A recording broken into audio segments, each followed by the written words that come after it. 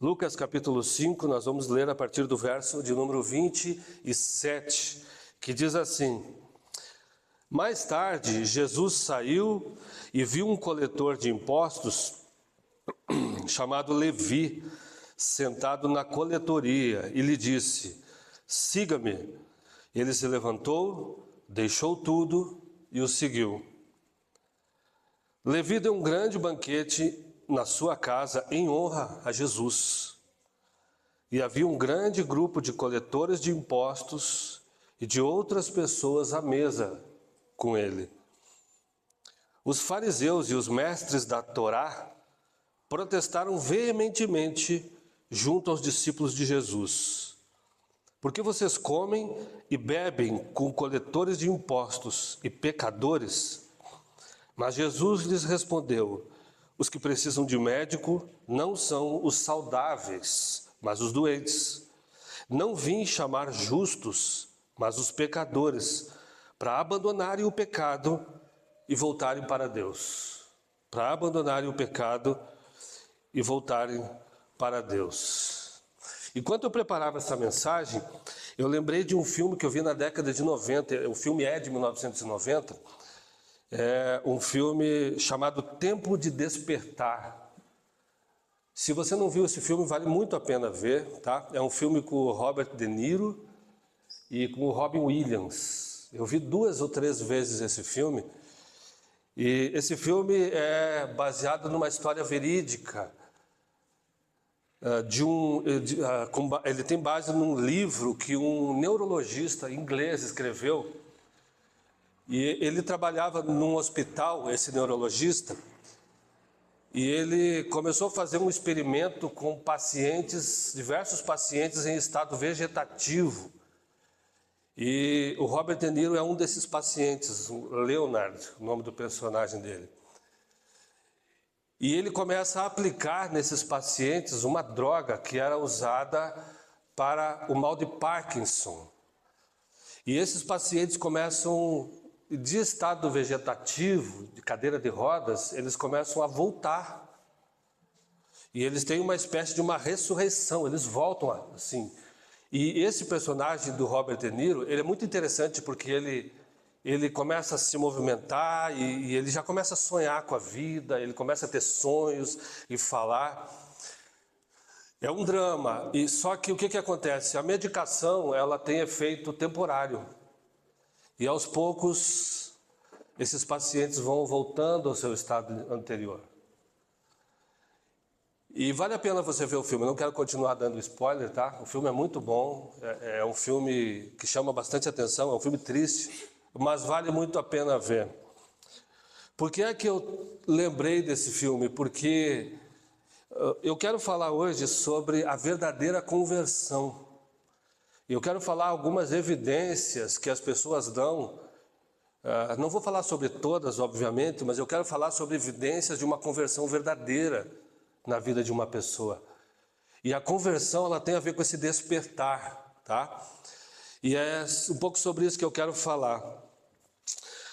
O Levi, aqui desse texto de Lucas, é o mesmo Mateus. É o mesmo Mateus dos Evangelhos. Ele é chamado de Mateus só em Mateus, mas em Marcos e Lucas os relatos os chamam de Levi. E o fato de que Deus chama Levi ou Mateus para o ministério, para ser um dos seus discípulos, é uma grande evidência da graça, do poder, da misericórdia de Deus sobre a vida de uma pessoa. E a gente vai ver um pouco disso daqui para frente. Levi é um nome hebraico do nosso personagem aqui, e Mateus é um nome provavelmente grego ou aramaico do discípulo de Jesus. E essa prática era muito comum nos dias do Novo Testamento, nos dias de Jesus. O próprio Pedro, por exemplo, ele tem 2 nomes, né? Ele tem o nome ele é Simão, chamado nos Evangelhos, e é chamado de Pedro também, né? De rocha, né? Então é uma prática bem comum. Alguns dos discípulos de Jesus tinham 2 nomes.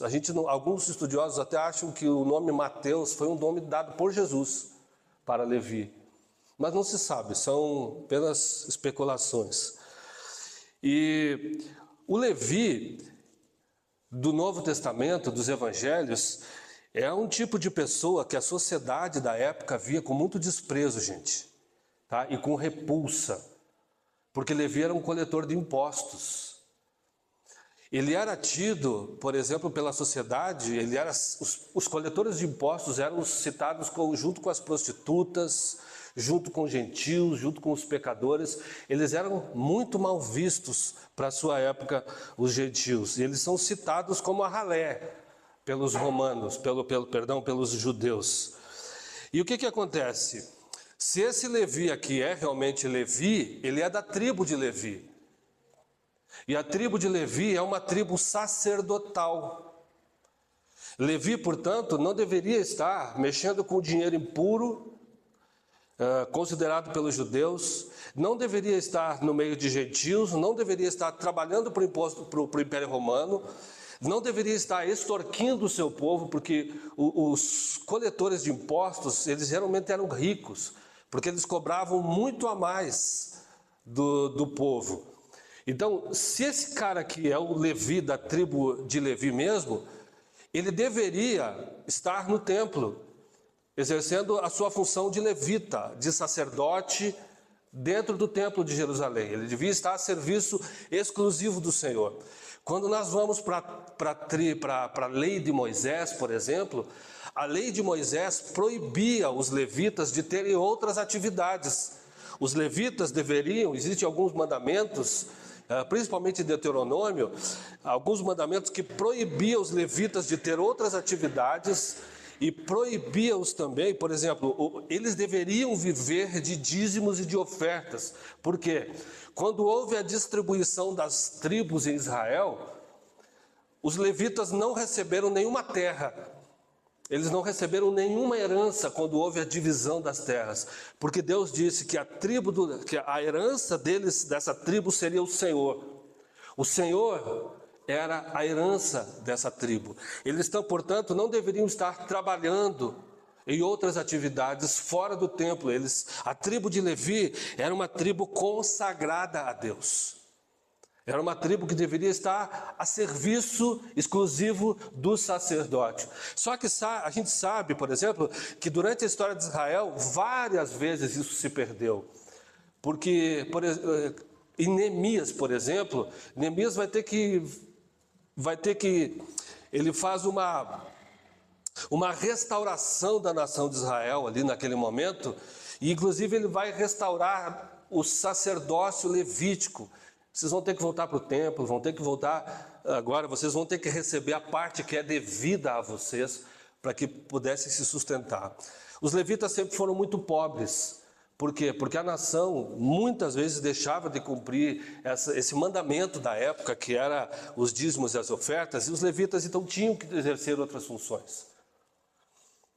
Então, Levi é um homem aqui duplamente afastado da vontade de Deus. Primeiro, porque ele deveria estar no templo. Segundo, porque ele é uma pessoa impura. Levi é um homem ritualmente impuro aos olhos dos judeus. Ritualmente, religiosamente, digamos assim, ele é considerado uma pessoa impura. Por exemplo, esse Levi aqui, ele não podia entrar em sinagogas, não podia entrar no templo, e a palavra dele, os coletores de impostos, por exemplo, o testemunho deles não era válido num tribunal.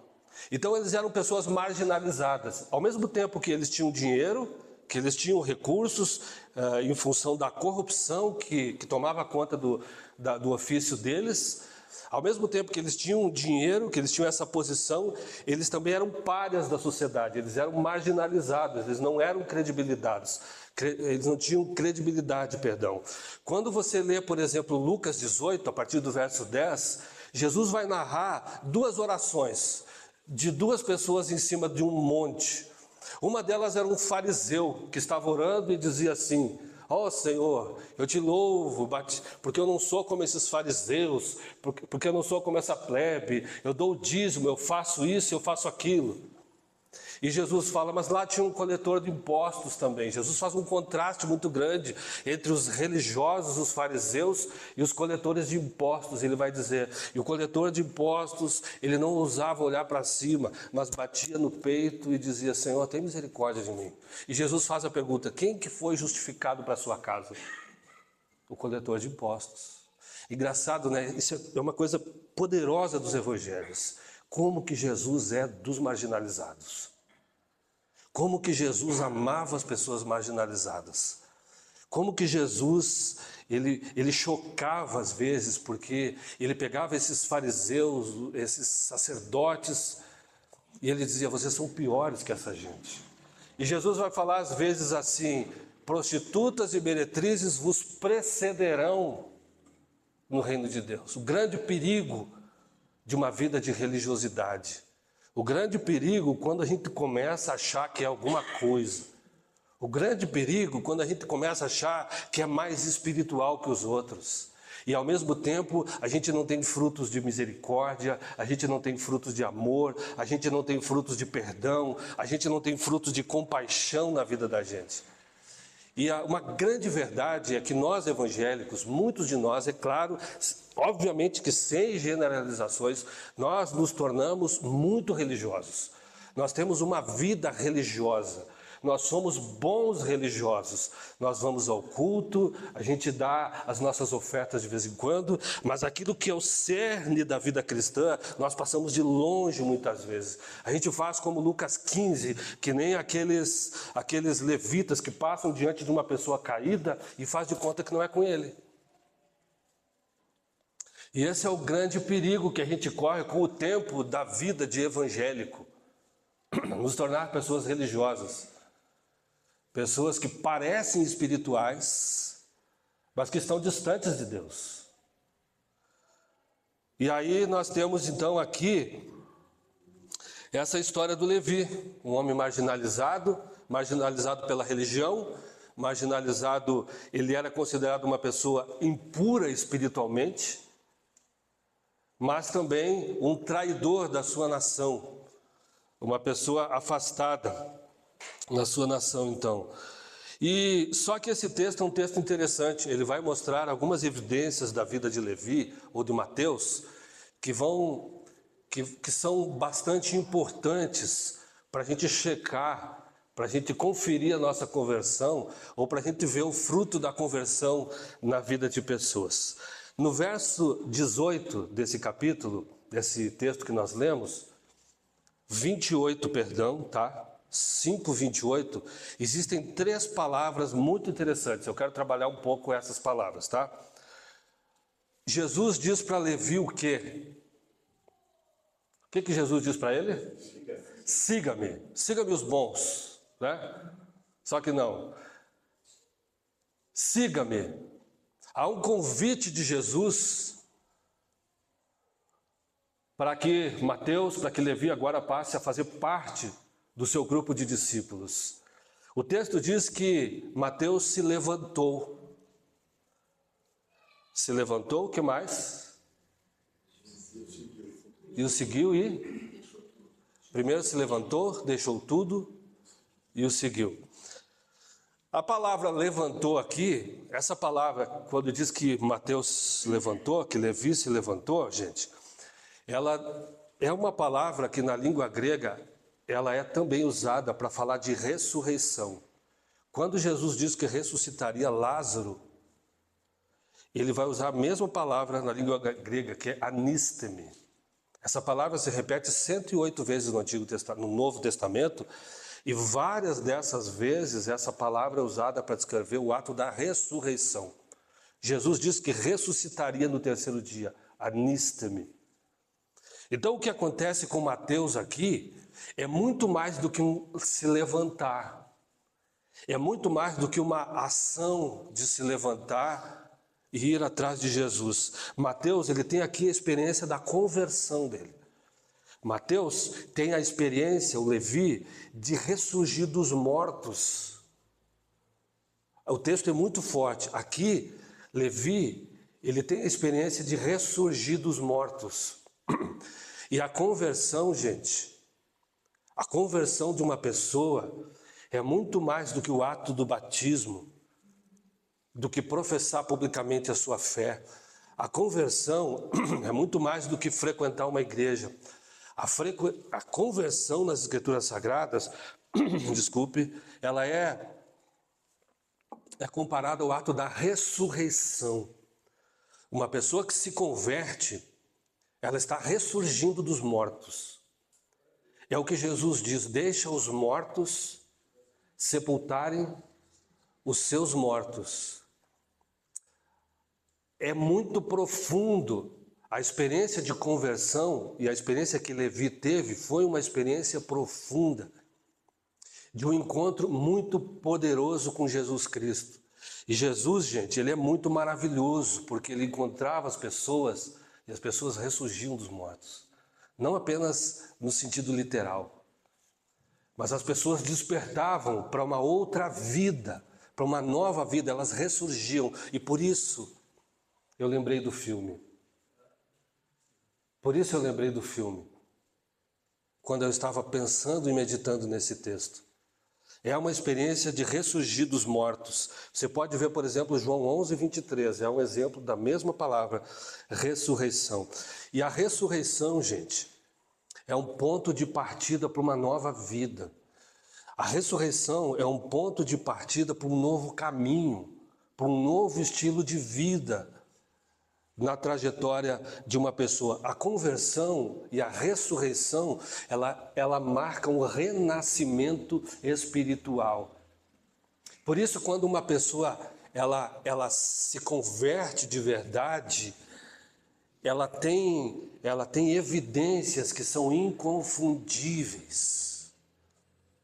Nós confundimos hoje a conversão com aderir a alguma causa ou acreditar em alguma coisa. A conversão é muito mais do que isso. A minha, por exemplo, experiência de conversão foi uma experiência também de ressurreição. Depois que eu encontrei Jesus Cristo, eu fui transformado noutra pessoa, literalmente. A vida que eu vivia em drogas, eu era músico da noite na época, aquela vida passou a me incomodar. Aquela vida já não servia mais para mim, eu não sentia paz naquilo que eu estava fazendo. Aí aquela guerra interior, uma parte gosta e a outra diz, tem alguma coisa errada. E eu não quero mais viver desse jeito. Então a experiência de conversão, gente, é algo muito forte, é algo muito profundo. É quando Deus sopra sobre o vale de ossos secos. É quando esse vale de ossos secos, esse cemitério, aqueles ossos começam a se juntar, Ezequiel 37, e você vê barulho e aqueles ossos se juntando, e de repente vai criando tendões, vai criando carne, e de repente o sopro vem e existe vida. Isso é conversão. Conversão é isso, gente. Só que infelizmente o processo de conversão de alguns acontece como no filme. Porque conversão não para só nisso. Há agora uma caminhada, há um processo. E quando nós estancamos esse processo, a gente pode voltar. Como o Leonard desse filme começa a voltar para o estado anterior. Aquilo vai se apagando, aquela chama na vida do cristão vai se apagando. E a gente percebe aqui, Levi se levantou, ele abandonou uma vida de pecado. Ele abandonou aquela separação que havia entre ele e Deus. Agora ele está conectado novamente. Agora ele está conectado a Deus novamente. Ele não é um sacerdote do templo, mas ele serve o próprio Deus agora, encarnado junto com ele. Ele está a serviço agora desse Deus. Depois desse encontro, a vida dele agora é levantada com um novo propósito. A vida dele, a conversão dele, gente, a nossa conversão é literalmente a cruz, aquele momento da cruz em que tudo vira uma chave. Antes de Cristo, depois de Cristo, algo muda na vida da gente. Por isso não tem como uma pessoa que dizer que se converteu e ela continua a mesma pessoa. É impossível, gente. O próprio Senhor Jesus fala que as pessoas precisam dar frutos de conversão na vida delas. A conversão gera frutos na vida de uma pessoa que encontra Jesus Cristo. A conversão, gente, real também, ela vai romper com a apatia espiritual que nos ronda o tempo todo. Levi era um sacerdote, ele tinha um chamado sagrado, ele tinha um chamado sacerdotal para a vida dele. Aquele ali não era o lugar dele. Ele estava bem, ele estava com uma conta bancária boa, mas não era naquele lugar que Deus o criou para estar. Ele não estava vivendo o propósito de Deus na vida dele. Ele não estava no lugar em que Deus tinha separado ele para estar. E às vezes, queridos, a gente precisa prestar atenção nisso. Eu estou de fato no lugar em que Deus quer que eu esteja? Eu estou de fato cumprindo um propósito pelo qual eu fui criado, pelo qual eu nasci? Infelizmente, muitos cristãos, eles vêm para a vida cristã, mas eles não conseguem discernir: Senhor, por que eu estou aqui? Por que o Senhor me chamou? Qual é o meu papel? Que propósito o Senhor tem para a minha vida? Não é só vir na igreja no domingo. Há um propósito muito claro e muito específico de Deus para a vida de cada um dos seus filhos. Não ficamos soltos agora no meio de um exército sem saber o que fazer. Há um propósito e a gente precisa entender esse propósito e viver o propósito pelo qual o Senhor nos criou e nos chamou. Então, querido, se converter é acordar para uma vida nova. Muda tudo. Não dá para continuar a mesma pessoa. Não dá para continuar com aquele caráter ruim, com aquele gênio ruim, com aquelas tranqueiras, com aquele monte de fortaleza. Jesus, quando entra, ele entra e quebra tudo. O encontro com Jesus é um encontro violento, porque o Espírito Santo, ele faz algo violento. Ele quebra com cadeias, ele quebra com barreiras. Quando ele sopra, gente, na vida de uma pessoa, a pessoa é liberta. Amém. Há uma libertação profunda, há uma libertação verdadeira. Eu tive uma conversa há uns anos atrás com um rapaz que ele era líder de uma casa de recuperação lá em Goiânia. E ele disse assim: pastor, me deixa investir na vida do fulano tal, manda ele para cá, para Goiânia. Ele falou assim: eu tenho 21 homicídios nas costas. Ele falou: eu tenho 21 homicídios. E ele falou: eu estou servindo a Jesus Cristo, a minha vida foi transformada. Gente, Jesus, o Espírito Santo, ele faz algo muito violento nesse sentido. Ele vem e quando ele entra, gente, ele rompe com correntes. Ele rompe com barreiras, ele rompe com muralhas, ele rompe com pecados. Ele arranca, sabe quando passa com uma máquina e arranca aquele mato sujo? Há poder na pessoa de Jesus Cristo para fazer uma limpa, para transformar completamente. Jesus não vem para fazer uma obra meia boca, gente, na vida de ninguém. Ele opera e opera de verdade. Ele opera e opera de verdade. Jesus... Sabe, quando Jesus ele entra num barco, ele dá uma ordem para o mar se acalmar. Ele dá uma ordem para o vento se acalmar. Ele diz para um homem que está possesso de demônios, vivendo num cemitério, gritando, acorrentado, nu, todo machucado. E quando essa pessoa tem um encontro com Jesus, algo violento acontece. O texto diz que aquele homem foi encontrado vestido e em perfeito juízo, conversando. Esse é o Jesus que nós cremos. Ele é poderoso. Ele é poderoso. Nada se compara, não tem demônio, não tem nada que possa resistir à pessoa, à obra e ao Espírito de Jesus Cristo. Por isso, quando ele entra na vida de alguém, é uma ressurreição. Ele faz algo novo. A segunda palavra do nosso texto diz que Mateus ou Levi, ele diz que ele deixou tudo. Aqui tem uma outra evidência de conversão. Além do novo nascimento, diz que Levi deixou tudo. De uma ruptura muito forte com a antiga vida. Levi rompeu com a maneira antiga dele de viver.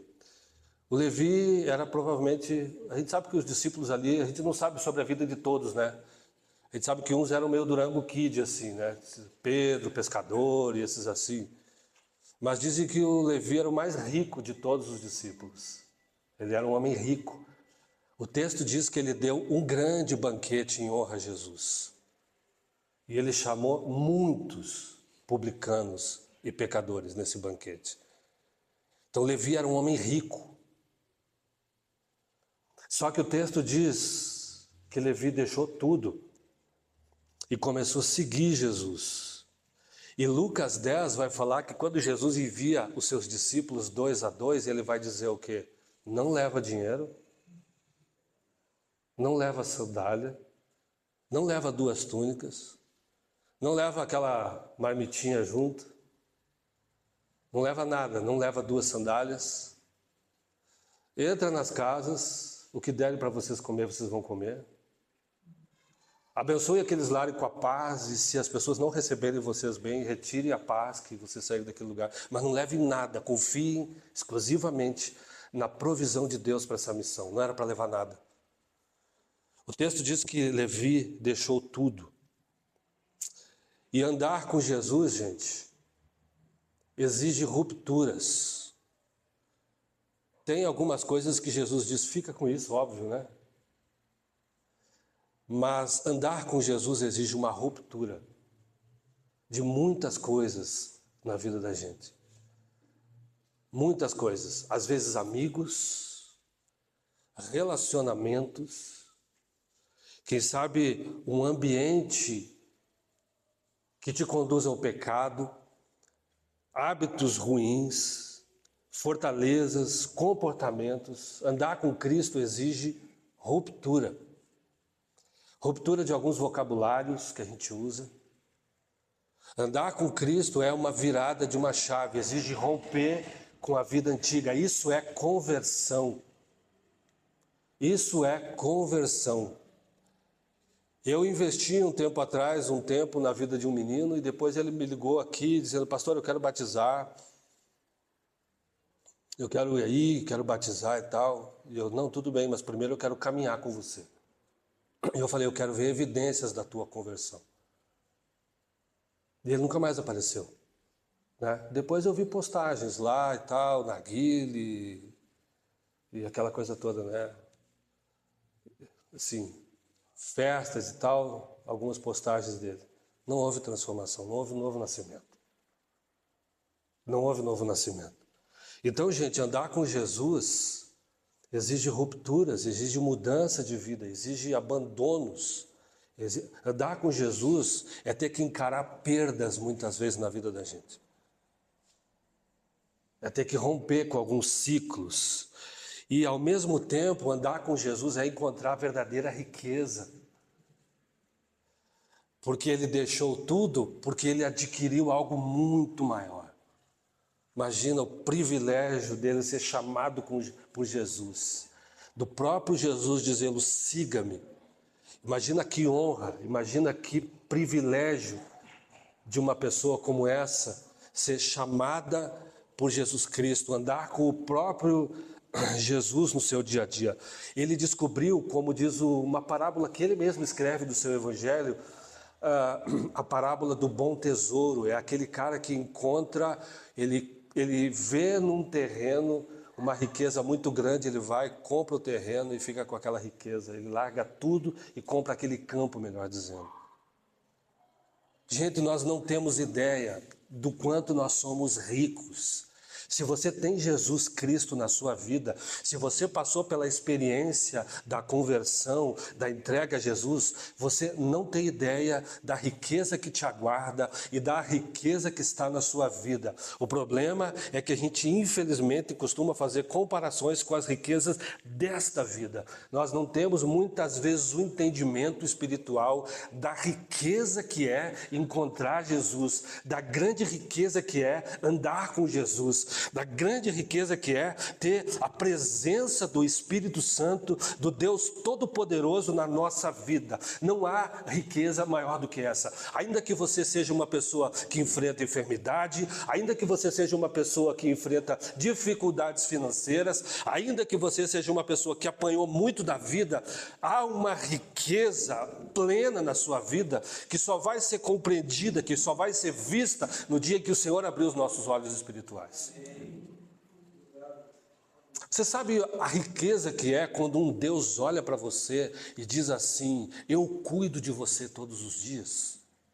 A riqueza que é ter um Deus que diz assim: eu seguro você nas conchas das minhas mãos. A riqueza que é ter um Deus que diz assim: ninguém o arrebatará das minhas mãos. Ah, se a gente compreendesse essas verdades espirituais, as nossas riquezas dessa terra seriam lixo. E, infelizmente, dentro das igrejas, nós encontramos muitas pessoas que vêm para ter uma vida melhor nessa terra. Pessoas que estão buscando Cristo para poder viver melhor aqui. Pessoas que estão buscando Cristo para terem portas abertas aqui. E Deus faz tudo isso. Mas isso é nada, nada perto do que está por vir. Perto do que está por vir. Isso é nada. Então Mateus deixou tudo porque ele encontrou a riqueza verdadeira. A riqueza verdadeira. E essa riqueza não pode ser trocada por nada. Nada, nada. Uma pergunta que eu quero fazer é a seguinte: existe algo ou alguém maior do que Jesus na sua vida hoje? Existe alguma outra riqueza maior do que Jesus no teu coração? Existe alguém que está ocupando esse altar na sua vida? Pode ser um filho, um cônjuge, uma posição, pode ser algo. Existe algo maior que Jesus na sua vida hoje? Algo que talvez você não tenha tido coragem de deixar para trás. Algo que talvez você não tenha tido coragem de romper. Será que tem alguma outra riqueza hoje tomando conta do nosso coração?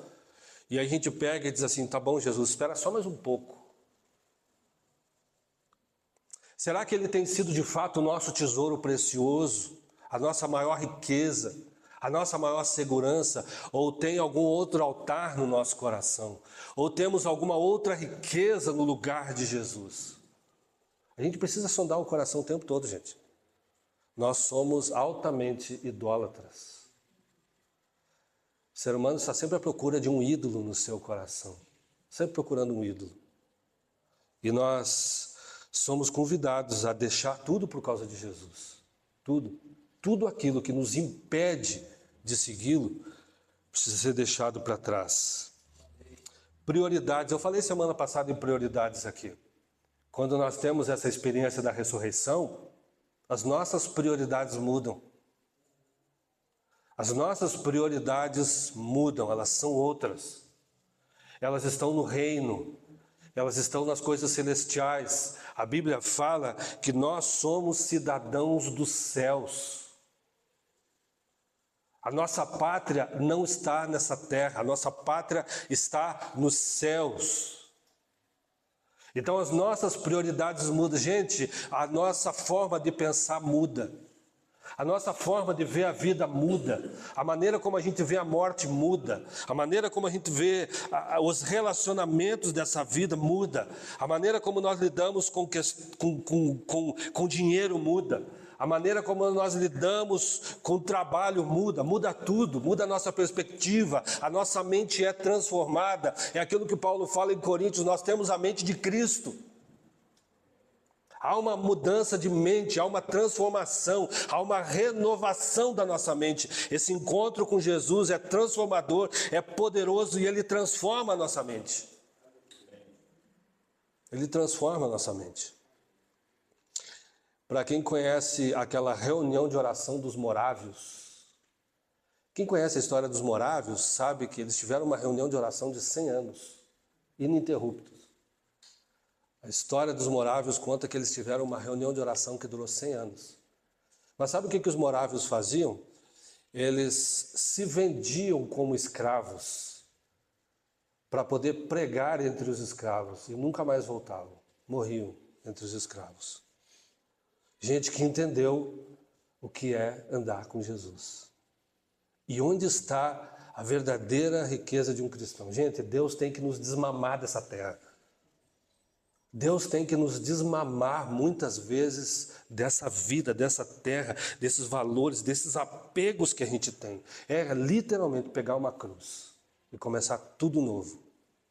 Gente, quem lembra, os mais antigos aqui vão lembrar, daquele filme Incrível Hulk, da década de 70, de 80, aquele todo verdão. Até o chinelo dele era verde nas filmagens, que até o chinelo ficava verde depois que ele se transformava. Quem lembra do final do filme sempre, né? Aquela musiquinha triste, ele saindo da cidade com a mochila nas costas e pedindo caramba. Quem lembra disso?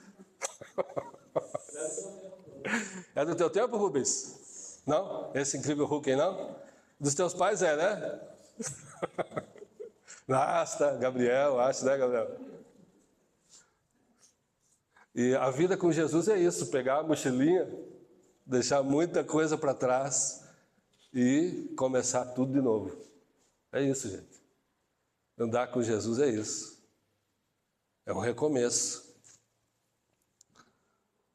Pessoal, tudo quietinho aí, ninguém quer revelar a idade, né? Só eu. E o texto diz, nesse verso, mesmo verso, que ele se levantou, ele deixou tudo e ele o seguiu. E essa palavra que seguiu também é muito mais do que um seguir. Essa palavra agora é disposição para caminhar com Jesus, para andar com Ele, para viver com Jesus. E foi isso que os discípulos fizeram. Eles viveram com Jesus 3 anos e meio. Eles passaram a caminhar com Jesus agora. Começaram literalmente uma outra vida. Então, gente, é muito mais do que seguir Jesus. Você é um seguidor de Jesus? Você consegue dizer assim, eu sou um seguidor de Cristo? Então, seguir Jesus tem a ver com relacionamento, tem a ver com andar junto com Ele, tem a ver com dormir perto dEle, tem a ver com uma caminhada verdadeira, com um relacionamento que cresce. Seguir Jesus, gente, é um caminho sem volta. É um caminho sem volta, né? Seguir Jesus, gente, é a vida de obediência. É se render a Cristo. E essa é uma dificuldade de muitos cristãos que são bons cristãos. Eu não estou aqui julgando ninguém. Mas existe muita dificuldade das pessoas se renderem a Cristo. Sabe quando você se rende, você se desarma e você diz, tá bom, eu estou aqui. Esse sou eu. É se render a Jesus Cristo. É obedecer a Ele.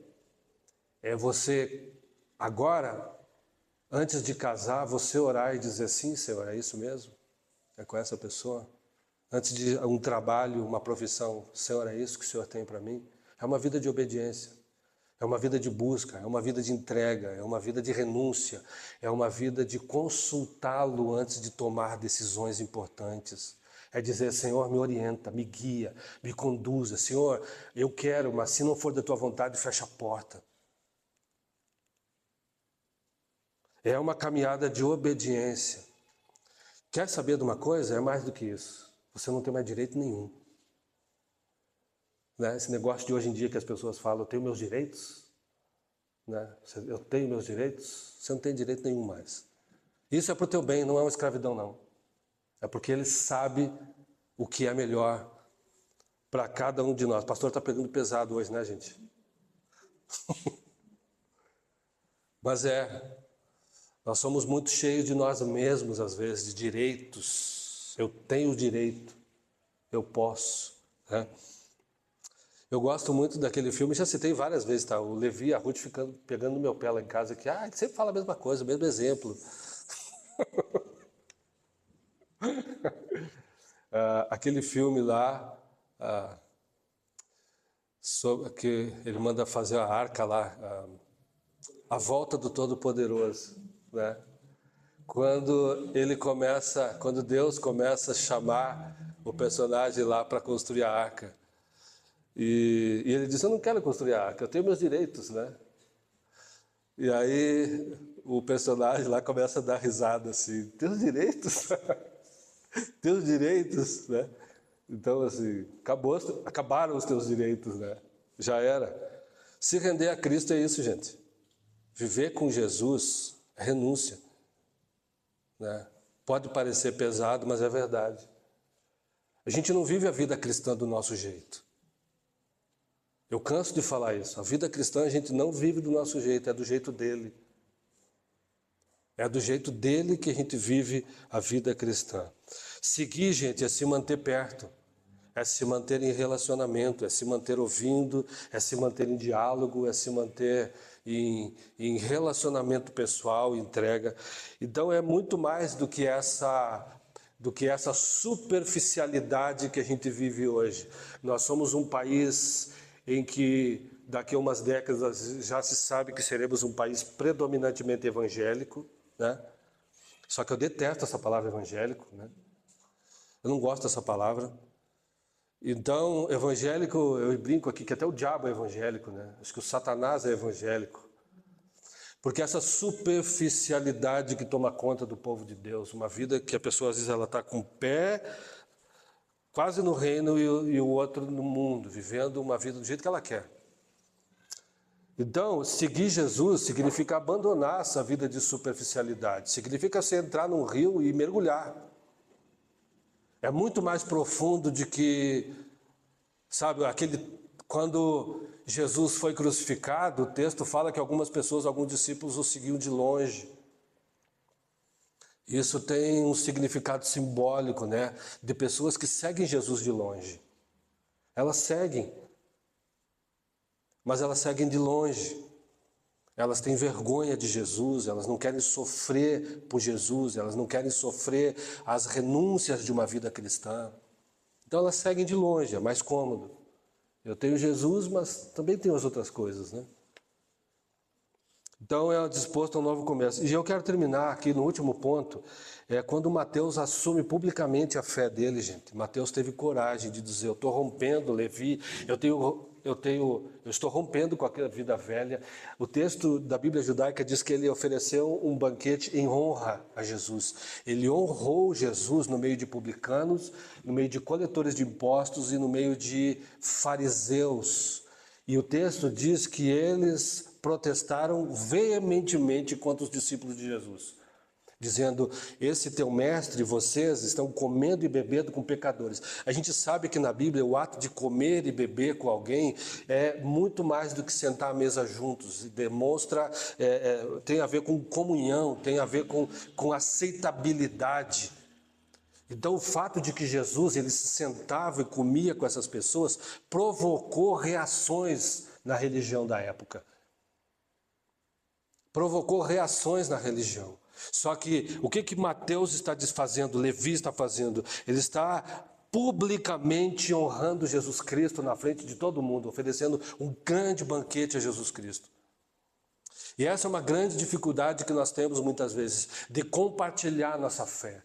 A grande dificuldade que nós temos de compartilhar a nossa fé em Jesus Cristo, de assumir publicamente que nós cremos em Jesus, de assumir publicamente e correr os riscos de ser rejeitado, correr os riscos de ser zombado, correr riscos de ser ridicularizado. Mas essa é também uma evidência da conversão de uma pessoa. É quando ela passa a assumir publicamente que ela crê em Jesus. Ela não tem problema com isso. Não tem problema. O Mateus logo se converteu e já vira um missionário. Levi logo se converte e já vira um missionário. Dá um grande banquete e diz, eu estou mudando de vida. Eu encontrei a verdadeira riqueza. Eu ressurgi dos mortos. Eu estou seguindo Jesus Cristo agora. Ele assume publicamente a sua fé. Ele é um missionário. Então já não é algo privado, não é algo secreto. E aqui tem uma grande lição para a gente. De uma igreja hoje que precisa se tornar uma igreja missionária, de uma igreja que precisa honrar Cristo publicamente. Nós precisamos assumir essa postura de não ter vergonha. Aquilo que Paulo fala em Romanos: eu não tenho vergonha do Evangelho, porque ele é o poder de Deus para todo aquele que crê. O Evangelho é o poder de Deus. O Evangelho é a dinamite de Deus. Essa é a palavra. O Evangelho é o dunamis. Ele é o poder de Deus. Eu vou terminando a minha palavra. Queria que a gente ficasse em pé. Por favor. Eu queria que a gente pudesse... Graças a Deus eu estou aqui diante de pessoas bastante comprometidas com a fé em Jesus Cristo. Mas às vezes essa mensagem também ela fala de outras formas, ela vai para a internet, outras pessoas escutam. E eu acho que uma das grandes questões da nossa vida cristã, queridos, é pedir assim: Senhor, me tira da superficialidade. Sabe, me tira da superficialidade. Me ajuda a ser, Senhor, um crente como aqueles nazireus do Antigo Testamento. No Antigo Testamento existia um grupo chamado de nazireus, que eram pessoas consagradas a Deus. Sabe? E a gente precisa orar ao Senhor constantemente e dizer: Senhor, eu estou esfriando. Eu estou sentindo que eu estou esfriando. Eu estou sentindo que alguma coisa eu perdi no caminho. Mas me ressuscita. Me traz de volta.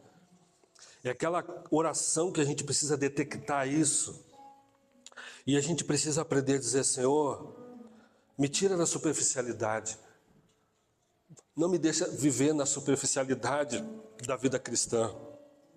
Me deixa, Senhor, ter um entendimento desse precioso tesouro que é encontrar Jesus Cristo. Senhor, eu quero me entregar sem reservas. Senhor, eu quero ser um desses crentes cheios do Espírito Santo, um crente radical, um crente tomado pela presença de Deus. Um crente tomado, eu quero ser um templo cheio da presença de Deus. Eu quero ser uma pessoa impregnada da pessoa do Espírito. Nós precisamos desejar isso. Nós precisamos desejar isso. Precisamos desejar isso. Eu queria que a gente tivesse algumas orações aqui.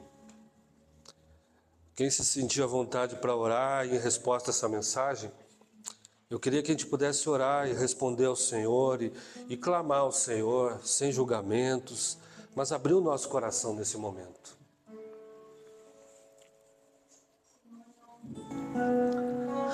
Paizinho, assim como Mateus, que deu um grande banquete em honra a Jesus Cristo, num ambiente completamente cheio de gente que era considerada traidora da nação, pecadores, publicanos, religiosos.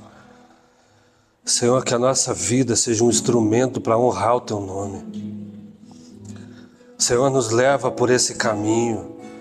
Senhor, que o Teu nome seja honrado através de cada um de nós aqui, Senhor.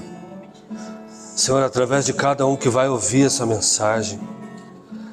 Senhor, que a nossa vida, que essa pequena igreja, essa pequena plantação, essa igreja que está nascendo, Senhor, seja uma igreja que honra o nome do Senhor Jesus Cristo.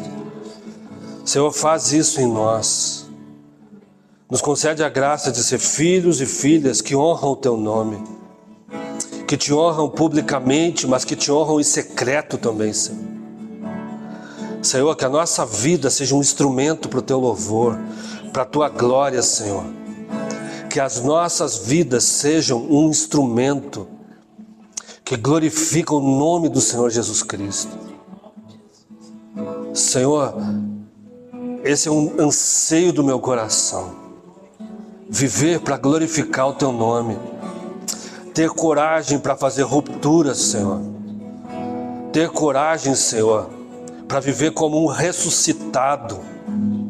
Ter coragem, Senhor, para dizer: eu sou um seguidor de Cristo Jesus. Somos discípulos de Jesus, ó Pai. Honra o teu nome, Senhor, através dessa pequena comunidade, através da vida de cada um, Senhor. Essa é a nossa oração, Paizinho, na autoridade que há no nome de Jesus. Amém e amém.